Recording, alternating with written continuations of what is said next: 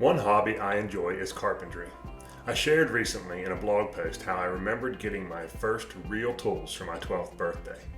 One of the reasons I've enjoyed carpentry, especially as a teacher, is because it's so concrete. Don't get me wrong, being a special education teacher has always been my passion, but the results can seem abstract and hard to wrap your head around sometimes, causing it to be frustrating. Also, carpentry has tools, and I've always found tools to be cool.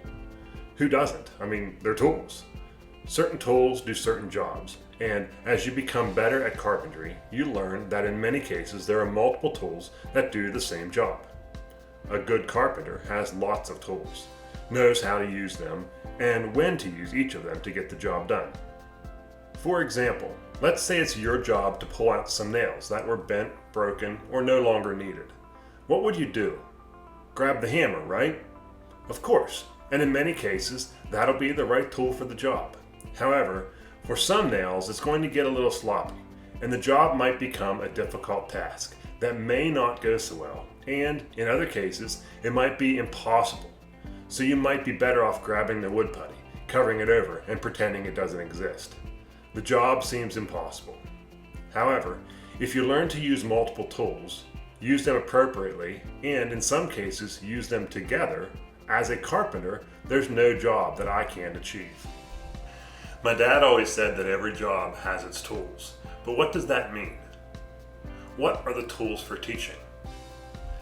My coffee cup, maybe a red pen, some chalk. These days, I know we need our computers.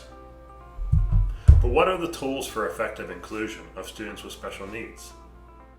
When you think about it, there's lots of ways to answer this question. However, at Action Driven Education, we know that accommodations and modifications are the tools to effective inclusion.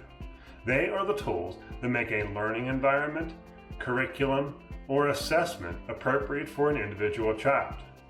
And in the same sense that a good carpenter knows how to use many tools to get their job done, as teachers, we need to be able to use many accommodations and modifications to effectively do our job of including students with special needs.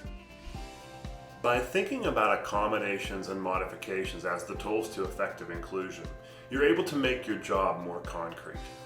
For example, if a colleague comes to you asking about how they can help a child that's struggling in their classroom, or when a parent comes to you expressing concern over the performance of their child, or if you observe a child struggling with a need in the general classroom, remember, the tool you're looking for is an accommodation or modification. To make it simple to find and implement appropriate supports for students in the general education classroom, Action Driven Education has built Accolades to be your builder's supply store for accommodations and modifications. Head on over to our website at www.actiondriveneducation.com to learn more. We hope to hear from you real soon.